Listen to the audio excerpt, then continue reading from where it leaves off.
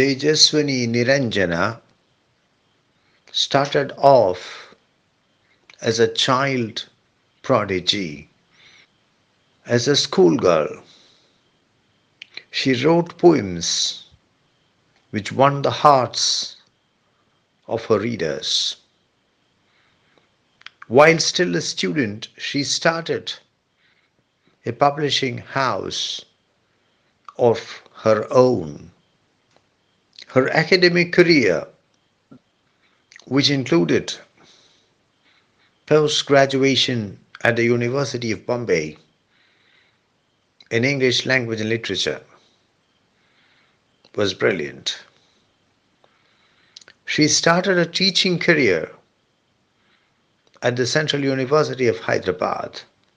She has taught in various institutions in India and abroad, and has lectured all over the world, in South America, in South Africa, in the US, in the UK, in Australia, in New Zealand, and of course in India. She has made a striking contribution to cultural studies and to theory, especially to translation theory. I would like to focus critical attention, for starters, on the title of the essay, Translation, Colonialism, and the Rise of English. Tejaswini Niranjana is a profound scholar and a sophisticated theorist. More than that, she is a meticulous researcher, a writer who chooses her words with extreme care.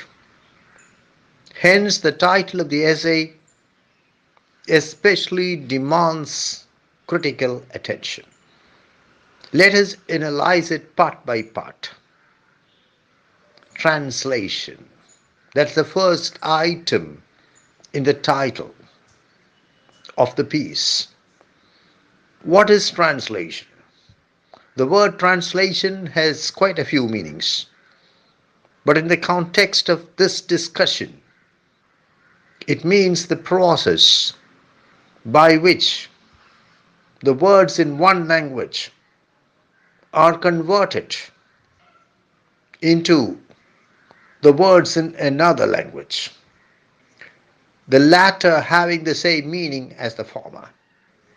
You take a passage, the passage consists of words, the words are of a particular language, you effect a process by which the words are transformed into the words of another language, and the two sets of words must necessarily have the same meaning.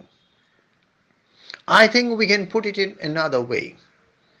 Translation is the process by which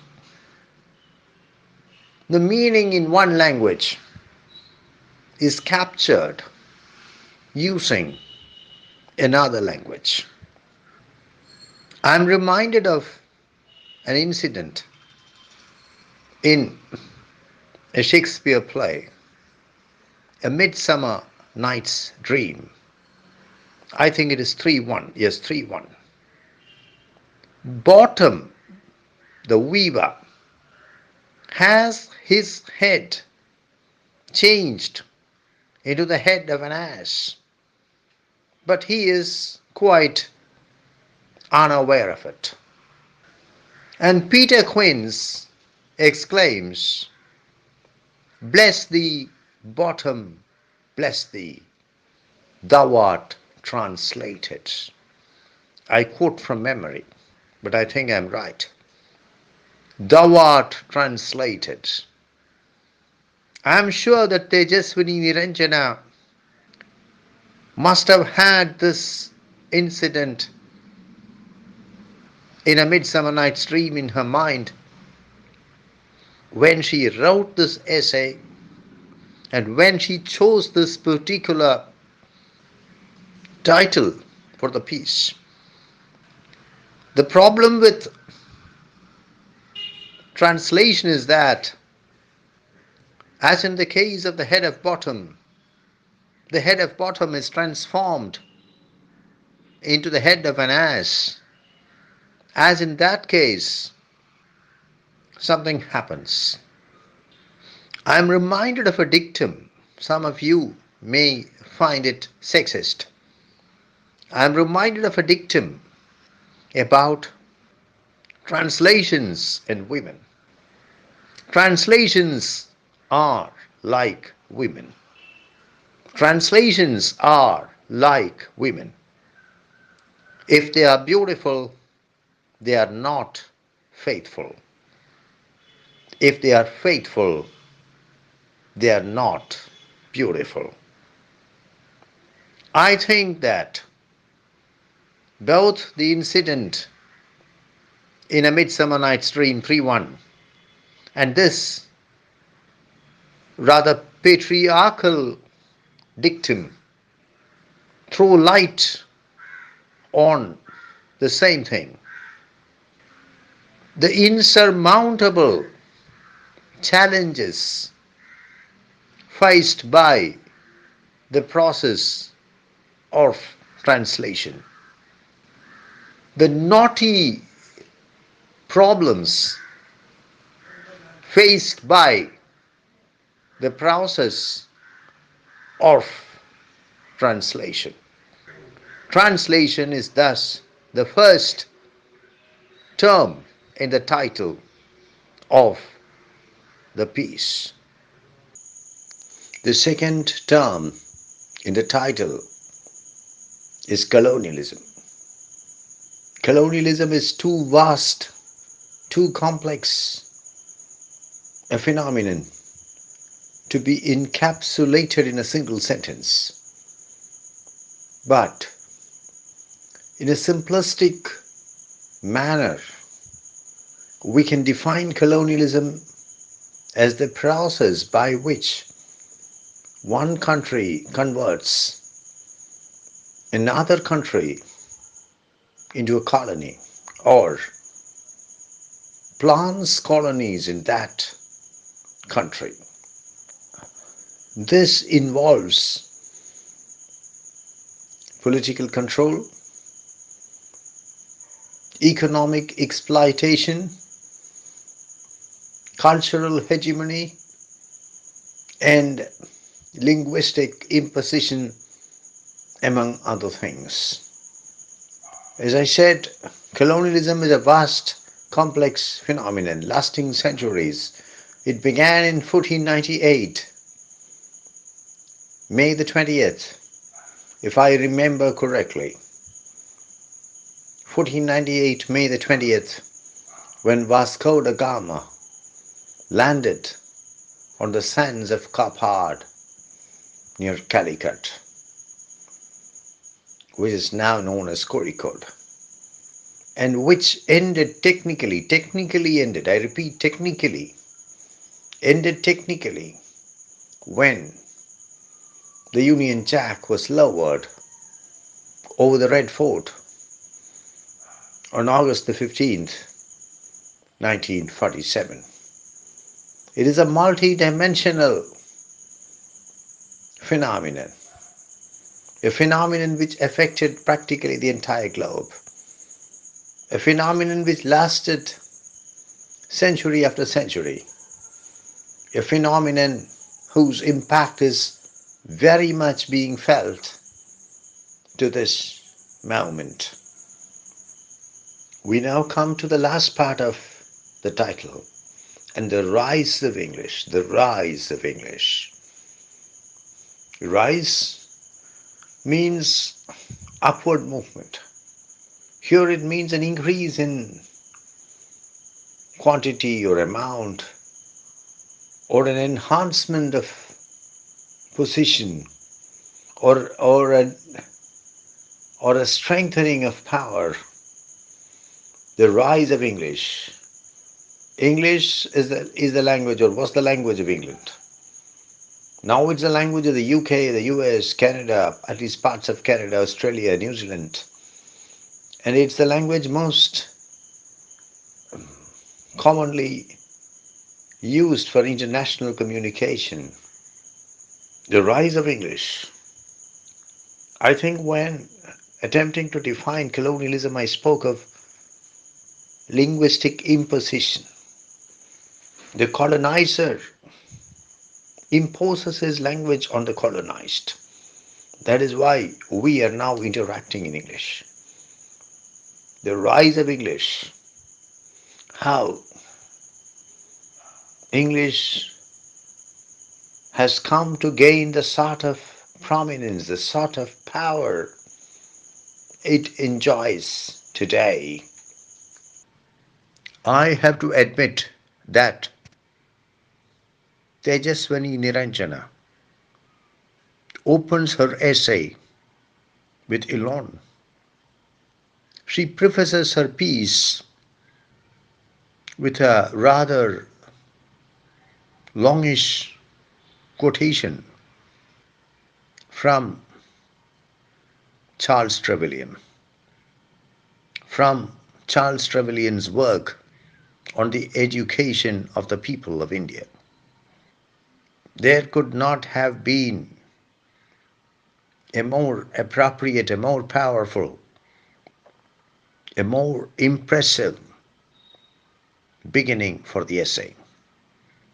Because Sir Charles Trevelyan, who was later raised to peerage as the first baronet, is in a way the personification of translation, colonialism, and English. He was fluent in Indian languages, especially in Bengali.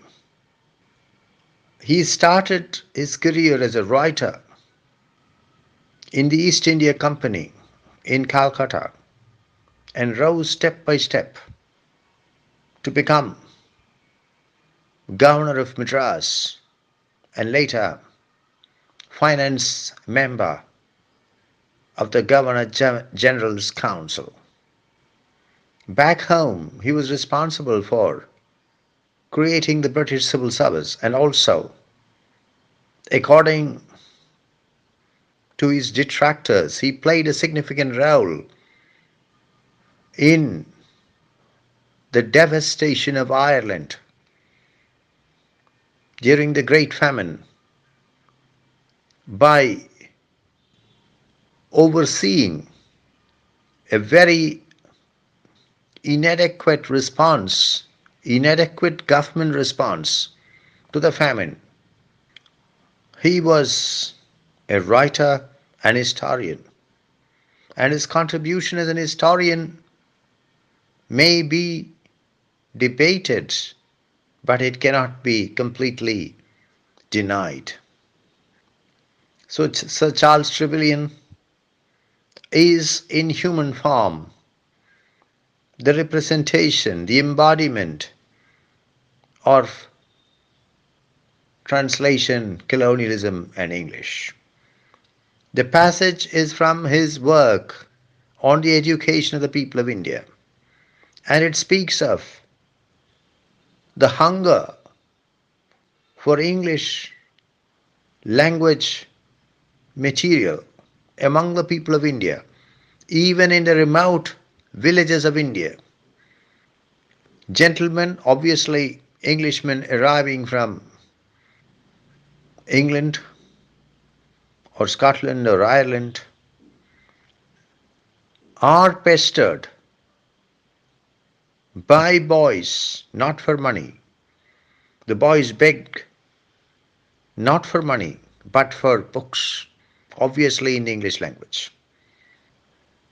It appears that even the God-forsaken villages of India have been overtaken by an insane passion for English.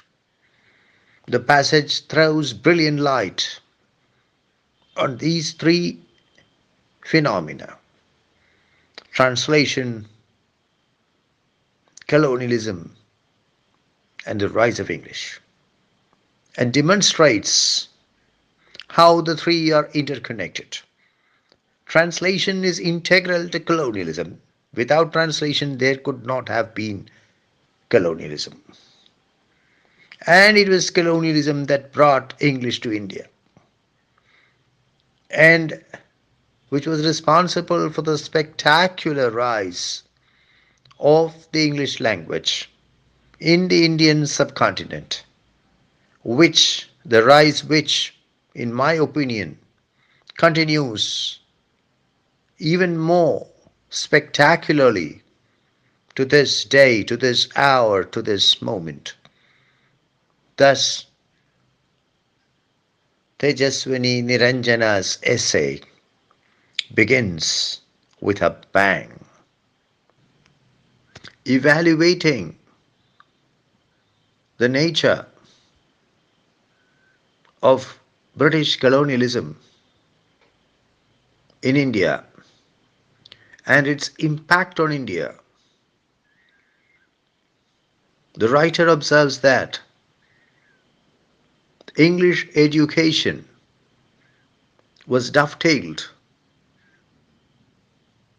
into the process of the colonial enterprise,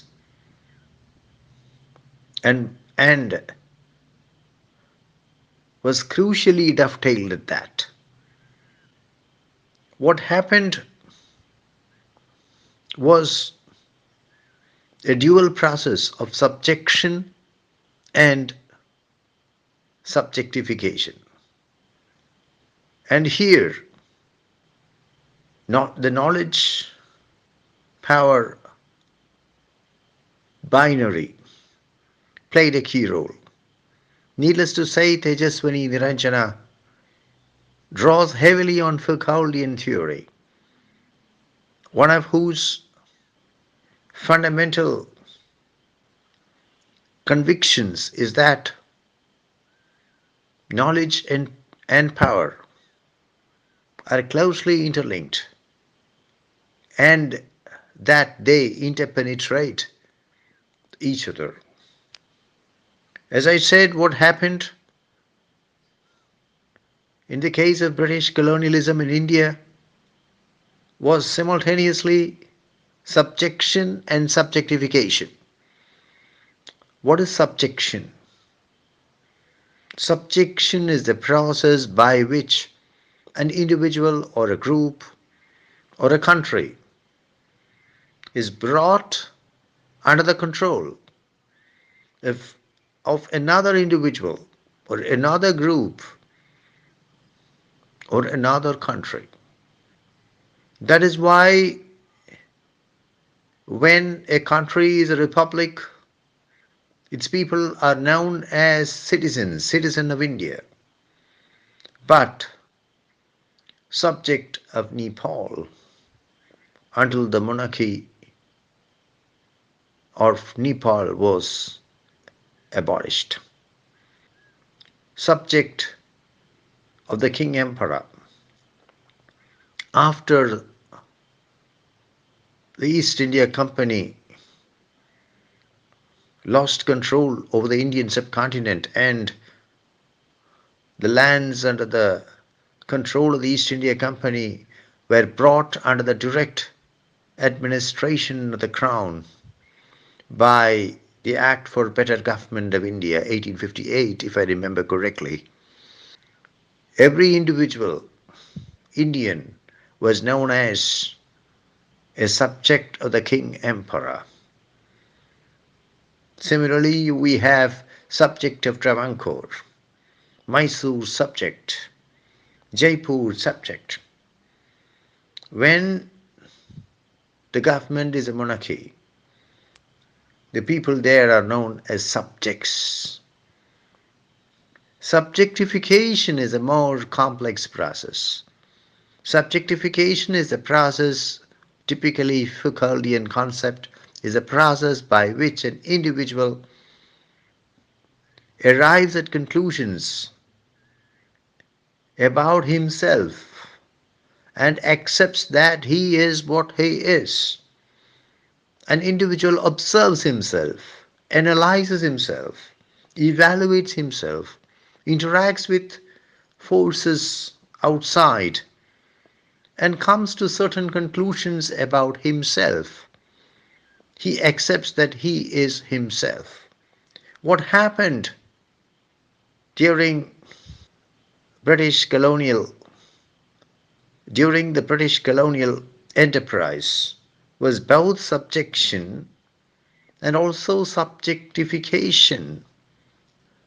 Tejaswini Niranjana brings in Ranajit Guha, who made who has made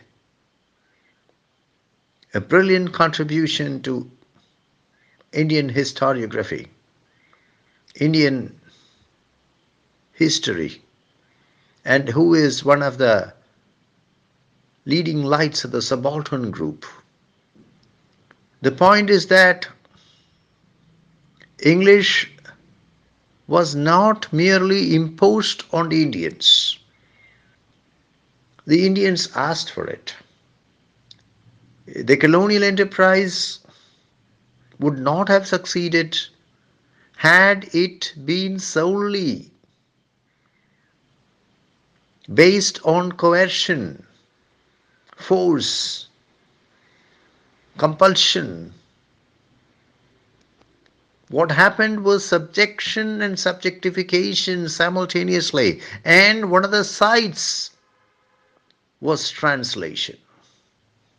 Translation was one of the sides where this subjectification took place. The typical Indian became hungry for English language books, and for English education, and came to see himself as someone who rather willingly accepted colonial subjection, colonial domination. The writer explains that translation creates a conceptual economy or a structured system of exchange of ideas,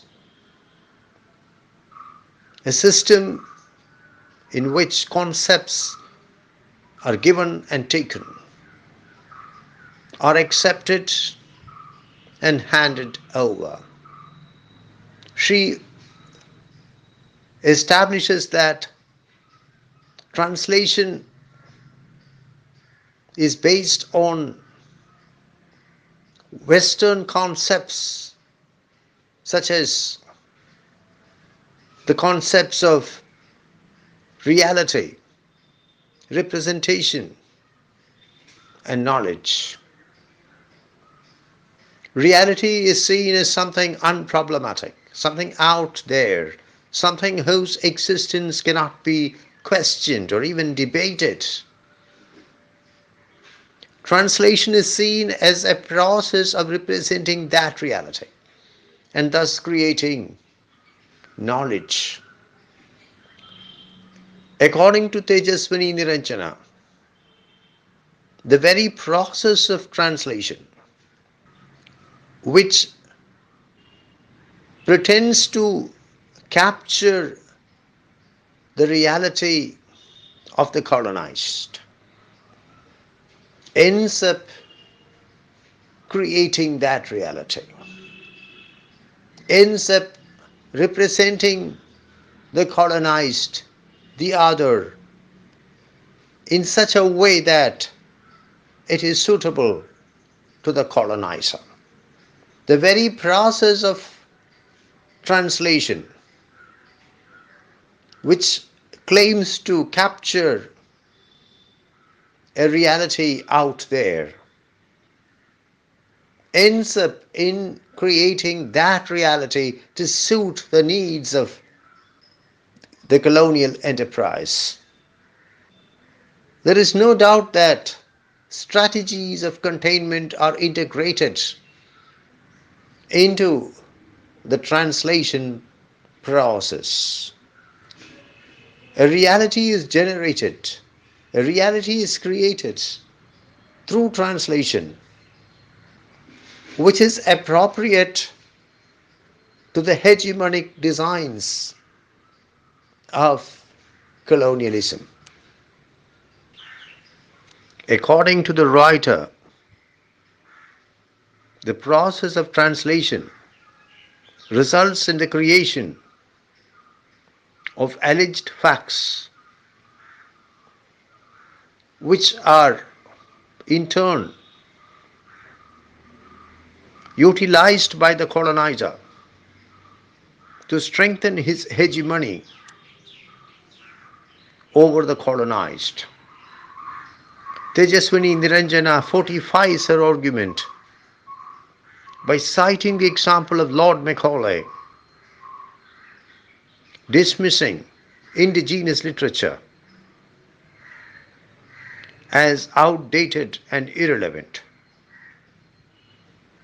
This alleged fact has obviously been produced by the process of translation.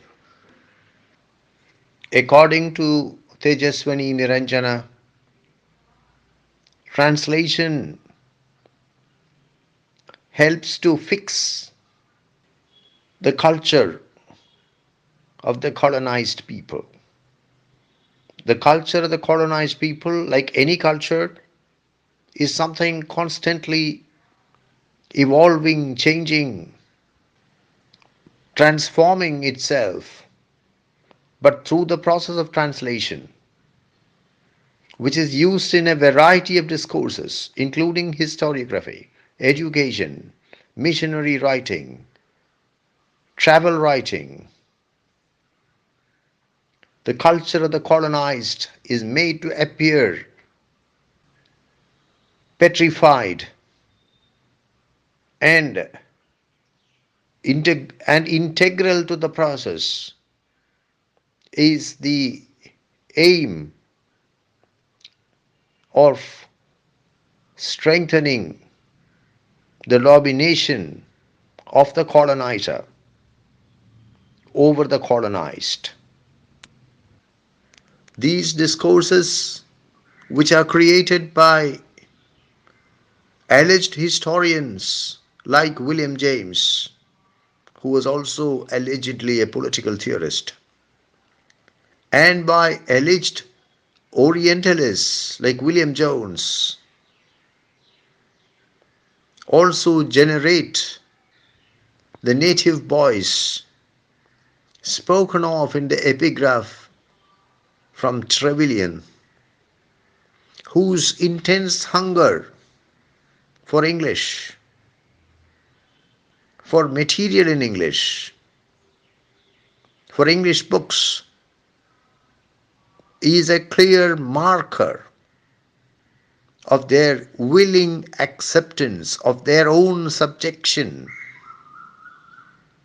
by colonialism. William Jones was a translator and a scholar.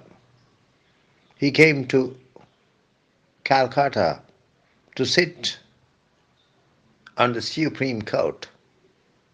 He was one of the founders of the Asiatic Society. In fact, its first president. And the society had Warren Hastings, the Governor General, as its patron. His declared ambition was to know India better than any other European. His works were carefully studied all over Europe. His translation of Kalidasa's Shakuntala went into successive reprints. He exerted a tremendous influence on a wide ranging number of figures, including Goethe, Tennyson, Gibbon. It is claimed that his influence has been very long lasting, that even today, even in the 20th century, at least as late as 1984, it has been claimed that the successors of William Jones in the field have generally tended to walk along the path created by him. Tejaswini Niranjana identifies three significant nodes in the work of William Jones. The first of these is the need for translation. Not merely the need for translation, but translation by the European, because the natives are utterly unreliable interpreters of their own laws. The second of these is the desire to be a lawgiver. Not merely a lawgiver, but a lawgiver who gives the Indians their own laws. Ironical though it may sound.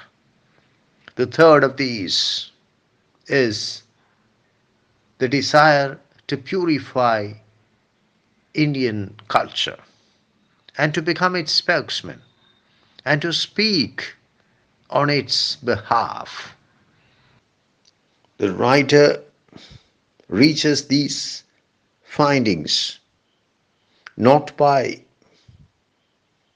analyzing the translations of Jones, not, for example, by comparing the translation of Shakuntala carried out by Jones with its so-called original, but by examining the outwork of the translations, the prefaces written by Jones, his discourses to the Asiatic Society, his private letters, his oriental poems, and the writer is driven to the conclusion that Jones attempts to contribute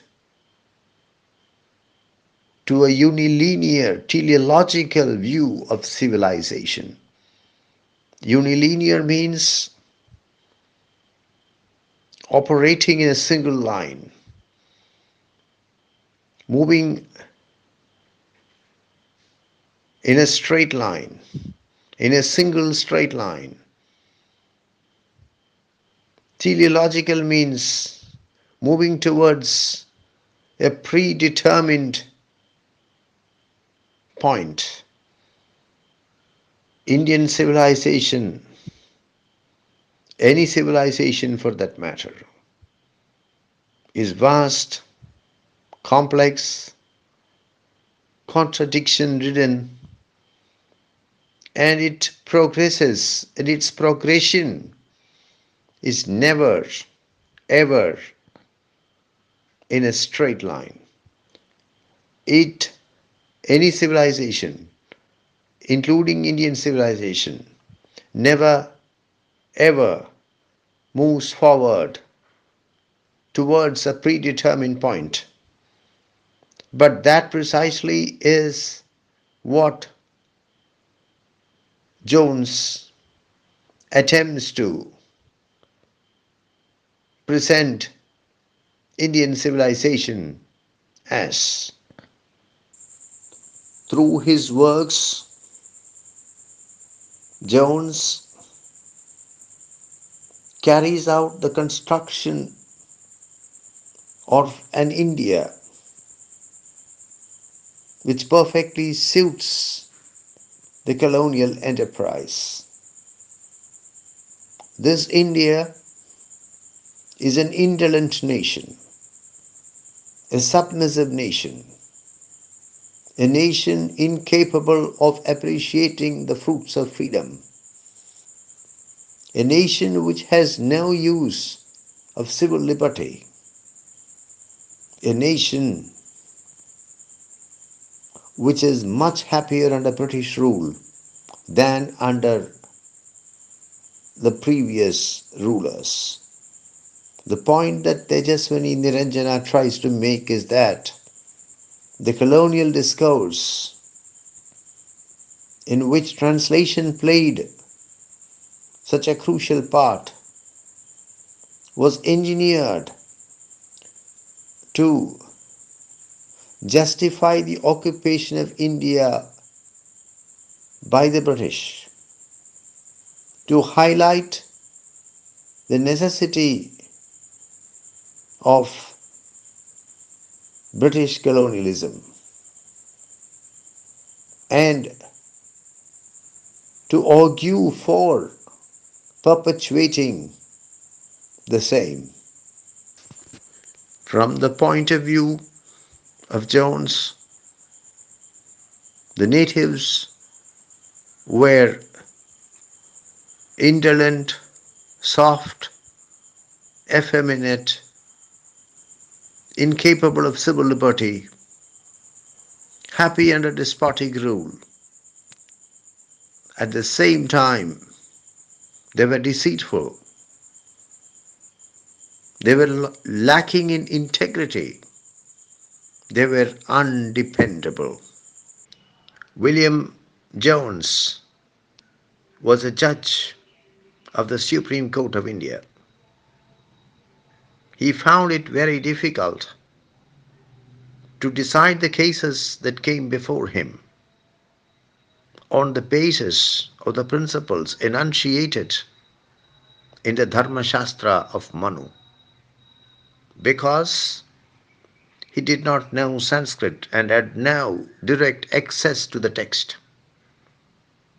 On the other hand, he had to depend on the Pandits who were, according to him, this is what he writes in a personal letter, who were notoriously unreliable, lacking in integrity, and always prejudiced. The solution was to learn Sanskrit and to translate the book into English. This is precisely what he did. And the translation of the Dharma Shastra of Manu into English is one of his most important projects. Tejaswini Niranjana points out that the project of reviving the former greatness of India slides into another project, and this latter project is a utilitarian project, is a Victorian project, is a project of colonialism. And that is the project of improving the natives through education, improving within quotations, and purifying, again within quotations, purifying the debased native texts. This is certainly a project which is very much in sync with the enterprise of colonialism, its efforts at domination, its attempt to bring the colonized people under its subjection. Even before he came to India, William Jones was aware within quotations, of the deceitful nature of the natives. He believed that the native lawyers were extremely unreliable and that the Indians were more than willing to commit perjury. Perjury is the act of uttering falsehood in a court of law, or the act of uttering falsehood under oath.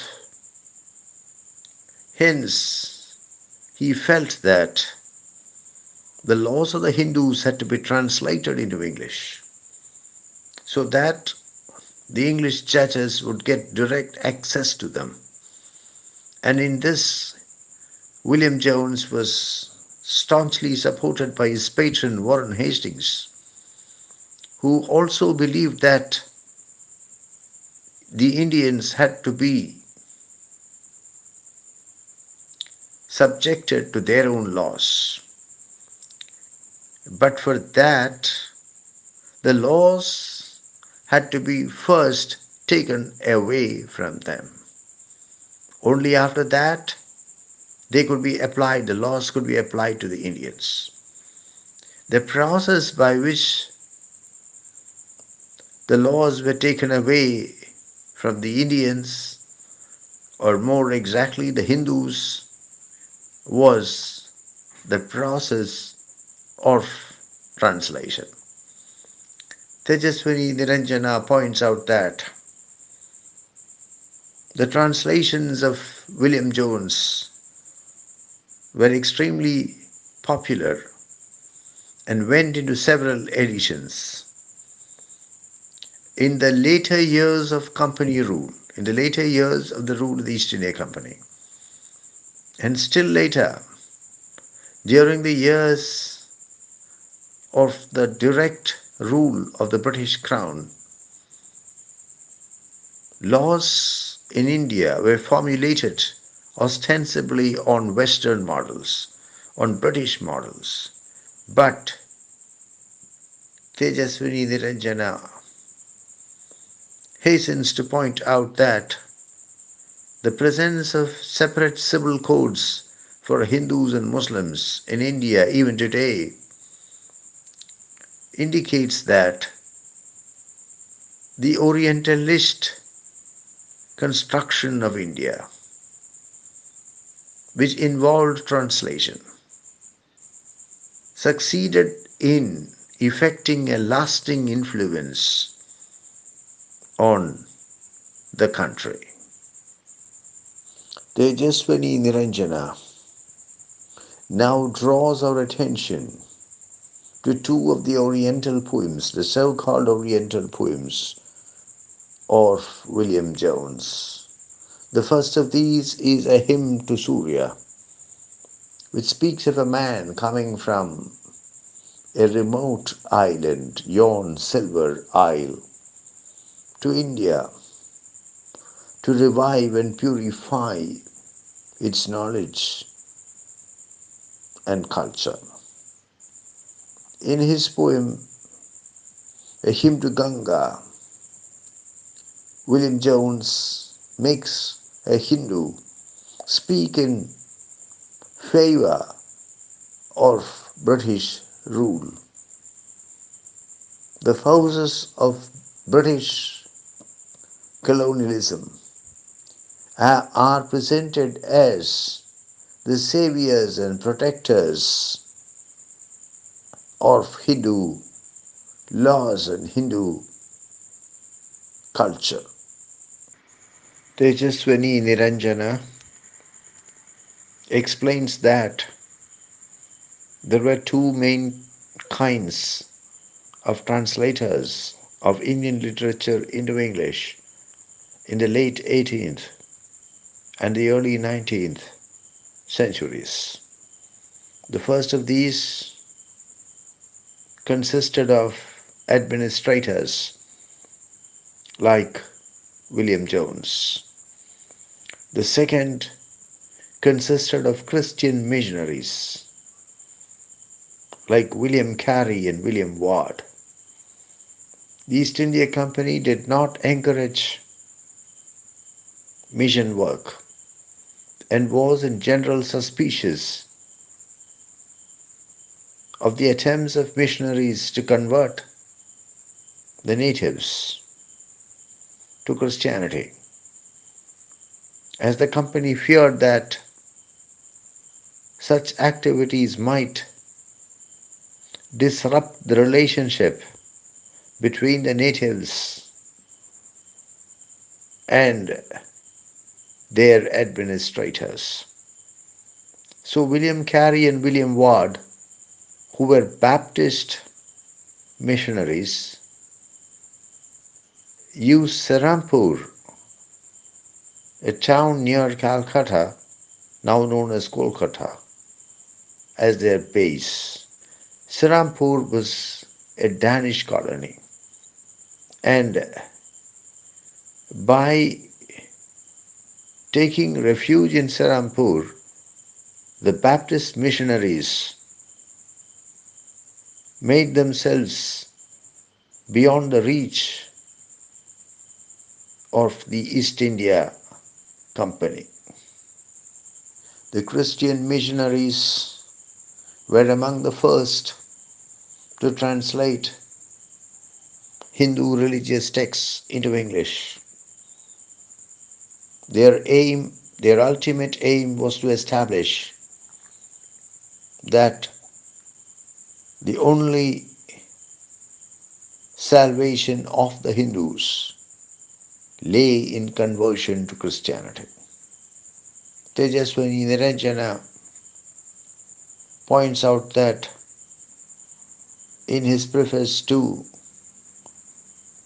his 3-volume book, A View of the History, Literature and Mythology of the Hindus, William Ward virulently attacks the Hindus.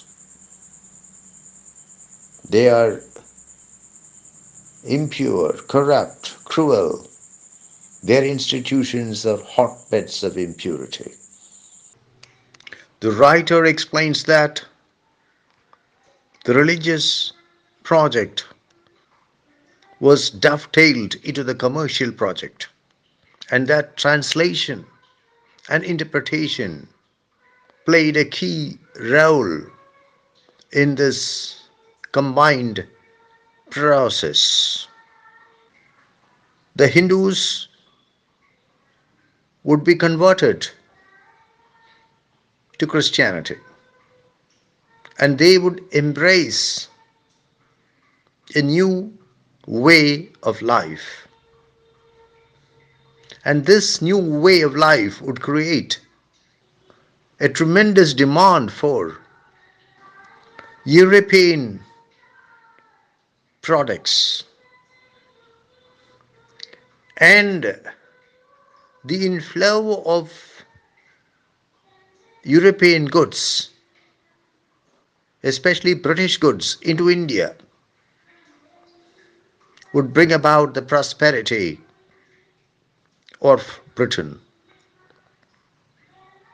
At the same time, the Indian subcontinent would be Christianized, and that would only be the beginning. From India, Christianity would rapidly spread to Burma, to Siam, what is now known as Thailand, to China, to Persia, even to Arabia, and the entire Eastern Hemisphere would be converted to the true religion. Tejaswini Niranjana observes that both the translators who were Christian missionaries and also the translators who were administrators had one thing in common, and that was an attitude of disgust towards the natives. They had nothing but contempt for the natives, their character, their literature, their past, their abilities, their history. And because of this low opinion of the native population of the subcontinent, they found a strong justification for British rule in India. Tejaswini Niranjana focuses critical attention on the alleged magnum opus of James Mill, his monumental history of British India, published in 3 volumes early in the 19th century. The book has gone into edition after edition, reprint after reprint, and until recently served as a model for histories of India of the British period. The point is that James Mill had never set foot on Indian soil. He had nothing but contempt for the people of India and was disgusted by what he saw or what he believed to be the culture, the civilization of the people of India. The natives of India are presented in very poor light. They are false, treacherous, deceitful, cruel, cowardly. They are born slaves. The histories of the people of India are dismissed as fantasies. But James Mill happily draws inputs from Kalidasa's Shakuntala. The point is that while James Mill looks upon history as fiction, history as fiction, he considers fiction to be history. Inscriptions are used in a very biased manner. Whatever is said on a positive note is dismissed as wild exaggeration. But if anything is said on a negative note, it is accepted as truth. The book had a tremendous influence on the officials of the East India Company and influenced the approach and the policies of the company for generations. It is also a fact that the book found for its author, found for Mill, a lucrative job in the London office of the East India Company. And thus, Mill enriched himself financially by writing his supposed masterpiece. To begin with, the East India Company did not encourage the conversion of the natives to Christianity. But ultimately, the company changed its policy. This was because evangelicals like William Wilberforce and Charles Grant occupied positions of great power in the government and also in the East India Company. From 1813 onwards, a sum of 100,000 rupees was set aside every year for the education of the natives. Whether this education was to be in the language of the natives or in English was the bone of contention between the Orientalists and the Anglicists. The Anglicists finally won a resounding victory, and Persian gave way to English, and schools and colleges on the Western model were established in the territories ruled by the company. Even here, British commercial self-interest played a crucial role. For example, Charles Grant points out that British goods cannot be sold in India because the Indians have not yet acquired a taste for them. The only way by which the Indians, could be made to acquire the taste was by educating them. The point that Tejaswini Niranjana tries to make is that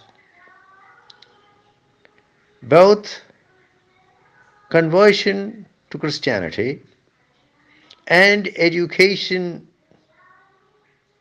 on the Western model in the English language ultimately had as its goal the commercial self-interest of Britain. These were only methodologies by which the Indian subcontinent could be converted into a vast market for the finished products of Britain, and thus as an instrument to generate economic prosperity in Britain. Tejaswini Niranjana now discusses two very important figures in the cultural and linguistic colonization of India by the British, Lord Macaulay and his brother-in-law Charles Trevillian. Thomas Babington Lord Macaulay, who served as Governor General of India, was a great enthusiast of English education in India. He drafted the Indian Penal Code and was the author of the notorious Minute on Education. He did not want English education to be supplied to all the people of India, to the entire populace of the subcontinent. Instead, he felt that English education was meant only for a small class of Indians who would act as mediators between the British and the millions whom they governed. These Indians would be Indian in color and blood, but English in taste, morals, opinions, intellect. In his notorious Minute on Education, Lord Macaulay claimed that he had never ever come across an Orientalist who could deny that even a single shelf of a good European library is more valuable than all the literature of India and Arabia. Macaulay spoke of the time of the British leaving India. He believed that when the perishable political empire of the British in India ultimately comes to an end, it would be replaced by the imperishable empire of our arts, our literature, our laws. His point was that the British would leave behind in India an immortal cultural and civilizational legacy. Similarly, Charles Trevillian spoke of education, English education in India, bringing about a permanent change in the country. It would lead to the creation of a class of Indians who would be as enthusiastic as as enthusiastic as the British themselves of Great Britain. Tejaswini Niranjana wraps up the essay by referring to Gauri Vishwanathan's meticulously researched piece titled The Beginnings of literary study in British India. The main thesis put forward by Gauri Vishwanathan in the essay is that the introduction of English education in India was an embattled response to political and historical pressures created by the tensions between the English Parliament and the East India Company, between the Parliament and the missionaries, between the East India Company and the native elite, the Indian elite. Tejaswini Niranjana amplifies on this argument by suggesting that the specific resolution of tensions through the introduction of English education was discursively enabled through the colonial practice of translation. Translation was the process of representing the texts of the colonized in the language of the colonizer, the target audience being a Western one. However, these translations exerted an immense influence on the educated Indians, even when he spoke a language other than English. He, the educated Indian, would have preferred to access his own past, his own literature, his own cultural identity through these translations, English translations of Indian texts. This is because of the remarkable prestige attached to the English language.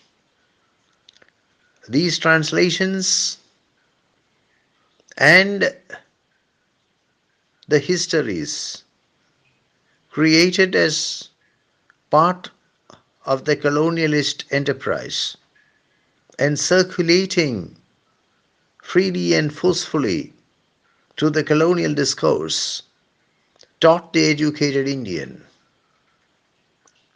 ways of looking at the world, understanding the world, evaluating the world, analyzing the world, including his own past and his own identity in ways that came to be deemed as natural. It cannot be denied that we have just finished reading a very impressive piece, an essay which is meticulously researched, an essay whose arguments are convincingly presented, an essay which forcefully establishes the connections interlinking translation, colonialism, and the English language.